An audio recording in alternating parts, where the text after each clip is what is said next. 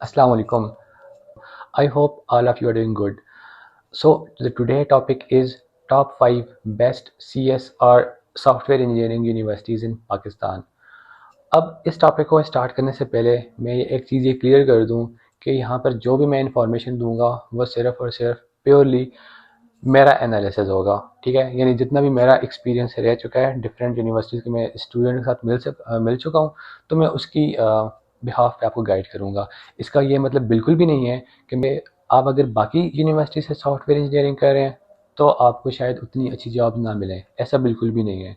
Software engineering में skills matter करती हैं, लेकिन अगर आपको अपनी फर्स्ट जॉब सिक्योर करनी है तो उसमें काफ़ी हद तक आपकी यूनिवर्सिटी मैटर करती है, इस बात में भी कोई शक नहीं है। तो अब स्टार्ट करते हैं टॉप 5 बेस्ट सीएस यूनिवर्सिटीज़ इन पाकिस्तान का। तो जो नंबर 5th यूनिवर्सिटी होगी, मैं उसमें जिक्की को रखूँगा, यानी ग़ुलाम इसहाक़ खान इंस्टीट्यूट को। अब बेसिकली जो जिक्की है वो सॉफ्टवेयर इंजीनियरिंग या सीएस की यूनिवर्सिटी है ही नहीं, वो एक्चुअली इंजीनियरिंग की यूनिवर्सिटी है। यानी वहाँ की mechanical engineering, electrical and civil engineering बहुत अच्छी है। लेकिन फिर मैं क्यों सीएस को वहाँ पर जो है वो प्रेफर कर रहा हूँ एट नंबर 5th, क्योंकि जिक्की का नाम बहुत ज़्यादा है पाकिस्तान में।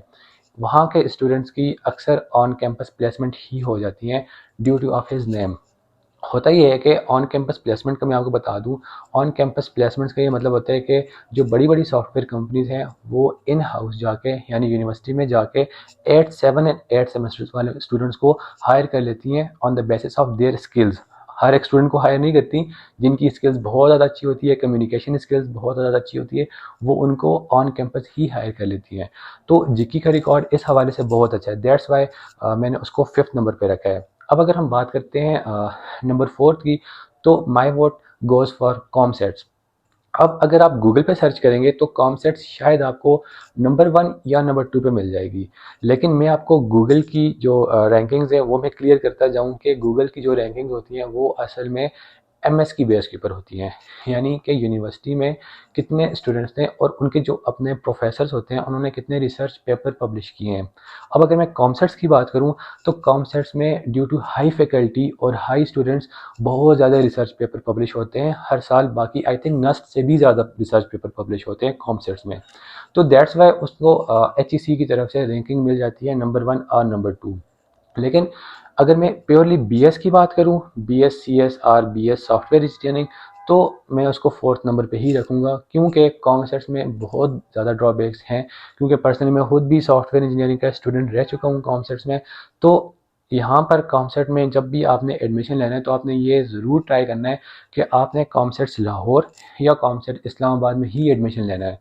कॉमसेट्स एबटाबाद या बाकी जो दूसरे कैंपस हैं जैसे लाइक कॉमसेट वाह, कॉमसेट बिहाड़ी और आई थिंक एक दो और भी हैं, लेकिन उनका उतना नाम नहीं है। और अगर मैं कॉमसेट एबटाबाद की बात करूं तो मेरा कुछ एक्सपीरियंस वहाँ पर अच्छा नहीं रहा।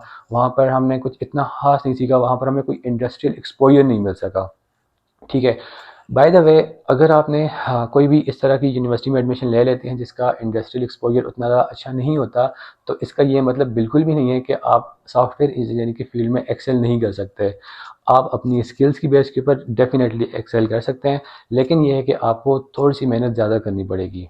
अब अगर मैं नंबर 3 की बात करूँ तो वहाँ पर मैं PUCIT यानी Punjab university of information technology को रखूँगा। उसकी रीज़न ये है कि PUCIT का इंडस्ट्री में बहुत ज़्यादा रोल है। वहाँ के स्टूडेंट्स की भी ऑन कैंपस प्लेसमेंट का जो रेट है वो बहुत ज़्यादा हाई है। इवन कि जो बिग कंपनीज हैं जस्ट लाइक डेप्सिंग हो गया, सिस्टम लिमिटेड हो गया, नेटसोल हो गया, वो PUCIT में जाके ऑन कैंपस हायरिंग करती हैं। तो I will keep PUCIT on number 3rd। At number 2nd my vote goes to NUST. अब अगर मैं नस्ट की बात करूं तो नस्ट भी एज सच सीएस की यूनिवर्सिटी नहीं है, वो भी इंजीनियरिंग की यूनिवर्सिटी है। Electrical engineering, mechanical engineering and civil engineering वो उस हिसाब से ज़्यादा बेहतर है। तो फिर मैं सीएस के हिसाब से उसको नंबर 2nd पे क्यों रख रहा हूँ, क्योंकि नस्ट के अंदर आपको जाके बहुत ज़्यादा इंडस्ट्रियल एक्सपोजर मिलेगा। वहाँ आपकी ग्रूमिंग बहुत ज़्यादा हो जाएगी, क्योंकि नस्ट में बहुत ज़्यादा हाई इंटेलेक्चुअल स्टूडेंट्स ही आते हैं। तो अगर आपका नस्ट में एडमिशन होता है, मैं आपको यही बताऊंगा कि आपने बहुत अच्छी जगह एडमिशन हुआ है। नस्ट एक बहुत अच्छी यूनिवर्सिटी है। इवन अभी उनका जो सीएस और एससी का प्रोग्राम है वो भी बहुत हद तक इंडस्ट्रियल लेवल तक ही कम्पीट कर रहे हैं। और नंबर फर्स्ट यूनिवर्सिटी को मैं रैंक करूँगा यहाँ पर फास्ट को। अब फास्ट प्योरली सीएस और सॉफ्टवेयर इंजीनियरिंग की यूनिवर्सिटी है। उसकी वजह यह है कि वहाँ पर ऑलमोस्ट सारी ही कंपनीज़, जितनी भी सॉफ्टवेयर इंडस्ट्री है, उनकी नज़र फास्ट पे ही होती है। जैसे ही वहाँ पर स्टूडेंट्स अपने 7th एंड 8th सेमेस्टर को पहुँचते हैं, उनमें से अक्सर 70 to 80% तक स्टूडेंट्स की इंटर्नशिप्स एंड जॉब्स लग जाती हैं विद इन 7 to 8 सेमेस्टर ही। उसकी रीज़न ये है कि फास्ट के अंदर वहाँ पर स्टूडेंट्स के ऊपर बहुत ज़्यादा प्रेशर भी डाला जाता है। ये एक अलग चीज़ है, इसको हम फिर कभी किसी वीडियो में डिस्कस करेंगे कि क्या स्टूडेंट्स के ऊपर उतना ज़्यादा प्रेशर डालना ठीक है भी या नहीं। लेकिन यह है कि वहाँ के स्टूडेंट्स के ऊपर बहुत ज़्यादा प्रेशर डाला जाता है और उनको कोडिंग सिखाई जाती है, इवन डेटा स्ट्रक्चर्स, एल्गोरिदम्स और काफ़ी सारे प्रोग्रामिंग के सब्जेक्ट उनके बहुत ज़्यादा हाई लेवल पे उनको जाके पढ़ाए जाते हैं। कोडिंग के ऊपर खास तौर पर बहुत ज़्यादा फोकस किया जाता है। दैट्स वाई फास्ट को मैं यहाँ पर नंबर 1 पे रखूँगा। और अगर आपका फास्ट में एडमिशन हो जाता है तो इस बात के 80% चांसेस हैं कि आपको आखिर में जॉब के लिए एटलीस्ट धक्के नहीं खाने पड़ेंगे, जॉब्स आपको ईजिली मिल जाएंगी।